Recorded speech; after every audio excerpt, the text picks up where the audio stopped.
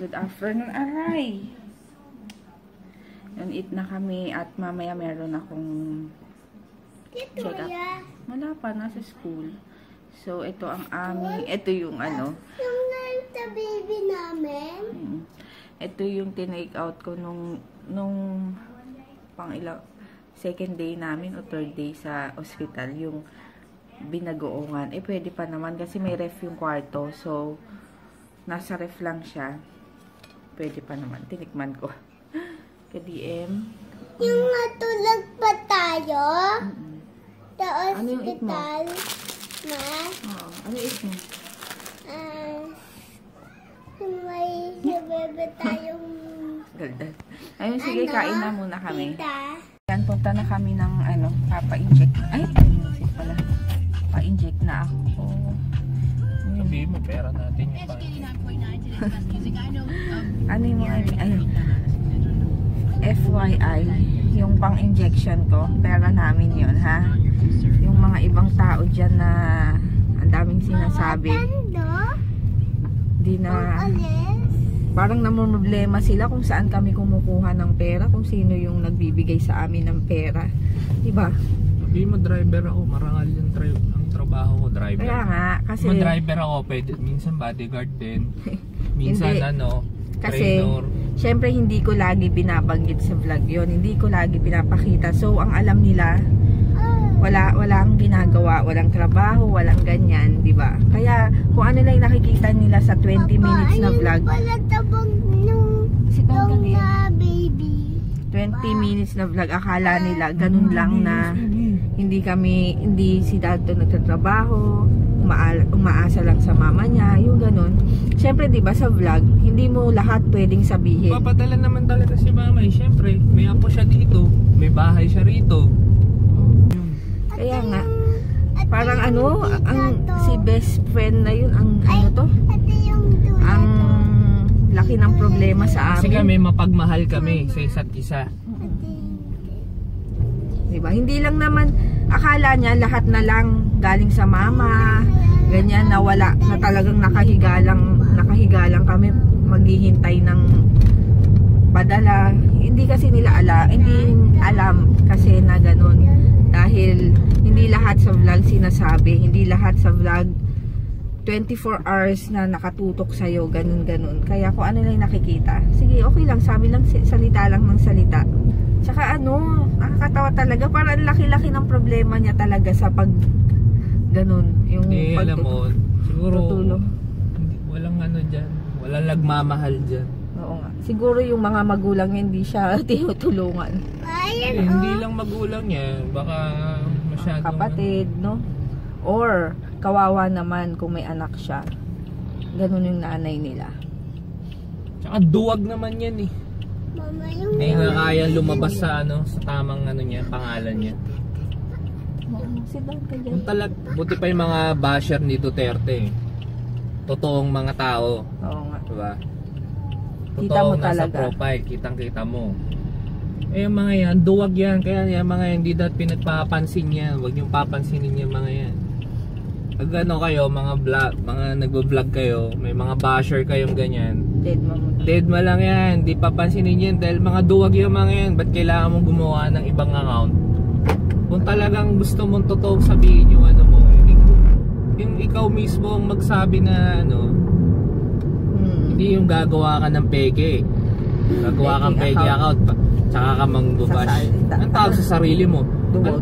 Tsaka yung buhay niya siguro ano, yung buhay niya ano to, malungkot, maraming problema yan. Kaya So usually mga ganyang mga gumagawa ng ano, ibang account para mag-bash na ganyan. May mga ano yan sa ano, may mga ano sa utak yan.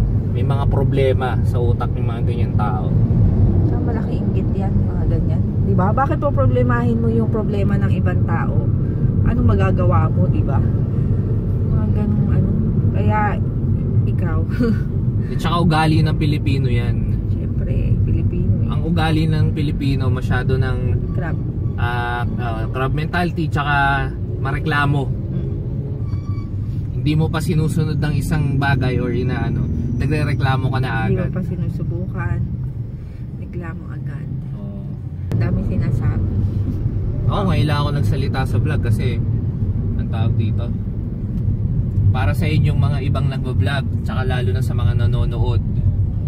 Pag may mga ganyan na mga taong gumagawa ng ng hindi nila kayang ipakita sa sarili, ay pakita sa na sila mismo ang nagsasabi kung anong gusto nilang sabihin sa isang tao, mga may problema sa isip yan.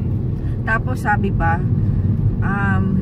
ano pa daw ako, parang hindi ko daw matanggap yung mga negative comment na ganun. Sabi, inaano ko, anong negative comment? Yung iba, ang dami nagsasabi, iba yung negative sa ganyan na pagko-comment niya, yung bash, di ba? Iba yun eh. Iba ang negative comments sa bashing comment. Oo nga, magkaiba. Ang negative comments, makukuhanan mo siya ng aral. Aral, syempre, di ba? Ano siya? Constructive. Oo. Pero yung ganyan na comment niya, Ayan, oh. hospital.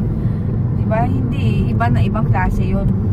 Pero nood pa rin sila ng nood para lang may mapunan na naman sasabi, ganyan. Negative comment ba yung minsan nadamay mo yung mga bata, yung mga na walang kinalaman? Hindi negative comment yun.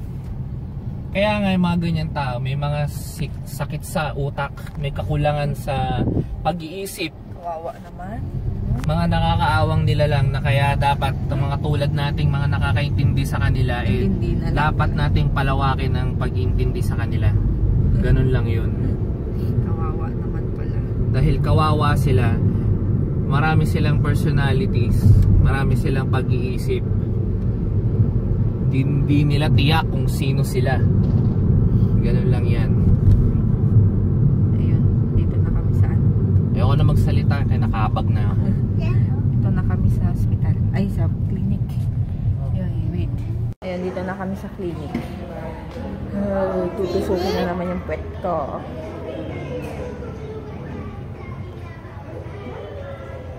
Si kuya wala pa, 3:30 pa kasi yung Ito, putol yung tita.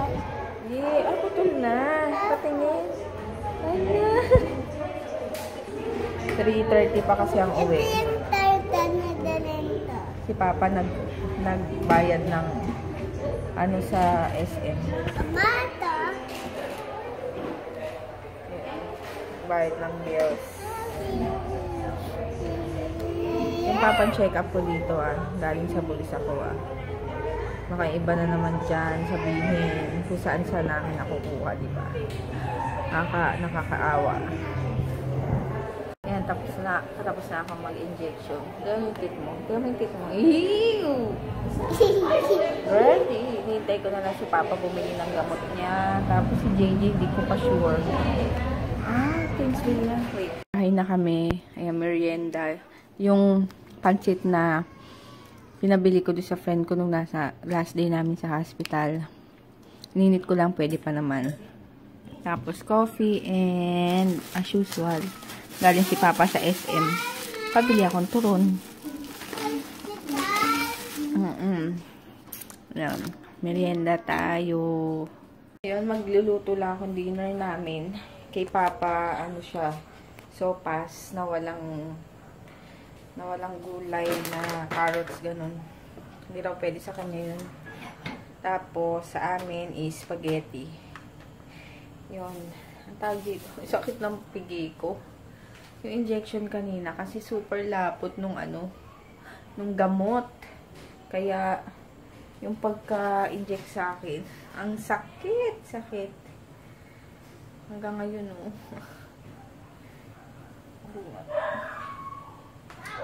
Tapos, ayun. Naglalaba rin ako ng dark colors kasi tambak na. Buti walang assignment sila JJ ngayon. Yun lang. Mamaya na magugas ng plato kapag na ako. Ang dito? Basta yun. Sige, later na lang. Super moon daw ngayon. Check ko nga kung malaki dito sa amin. Sa lugar namin. Nawala yung moon. Kanina nandyan. Ayun, nagtatago. Tingnan ko mamaya paglabas. Ayan, lumalabas na. Kita ba yung ilaw kasi?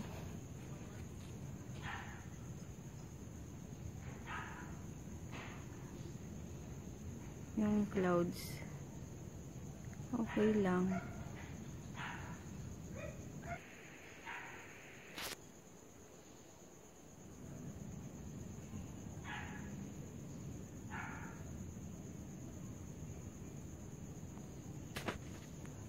Okay lang.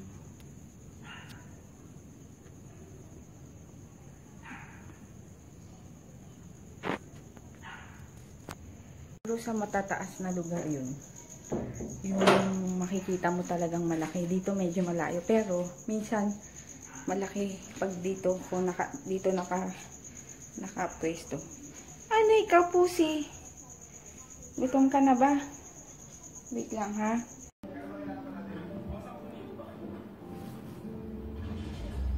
Nasaan na yung mabagal? Yung mabagal. Yung mukha, paano? Ang ganun, no?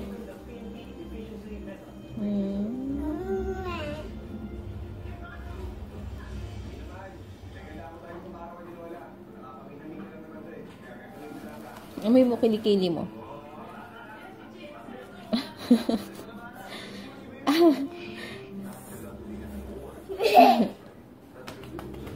Your lovely. Uy? Ang dami namin kakantayin sa person.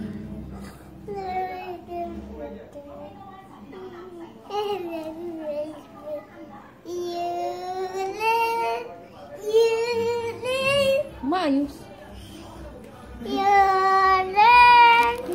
Maayos.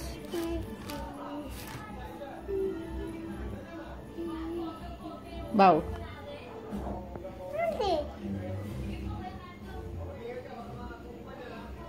Uy. Oy.